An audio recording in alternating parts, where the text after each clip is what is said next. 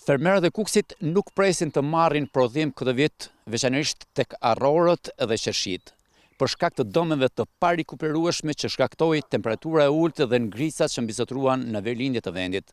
Plantacionet e arrave ngjasojnë me sipërfaqe të zhuritura nga thatësira apo nga zjarri. Ishin në fazën delikate të lidhjes së frutit, por qethet, frutat e sythet janë thartë tërësisht nga ngrisat e temperaturat e ulta që mbajtën në fillim të prillit. Specialisti i frutikulturës Nexhip Kaculi thotë se dëmet janë në të gjitha sipërfaqet e mbjella me arra. Të gjithë kanë qenë në një kohë dhe të gjithë kanë në zi.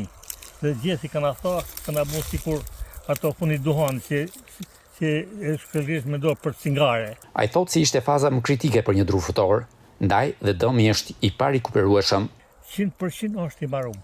Thotë se ngrisat dhe temperaturat e ulta janë shkaku kryesor i këtij dëmi. Kjo ardh si arsye e ndryshimit të temperaturës në moment me temperatura të ulta disa ditë plus lagështira në temperaturë. Kjo i ka dëmtuar dhe gjethin. Vetë ka kaluar të 75-at dhe nuk mban mend një situatë të tillë të ngjashme.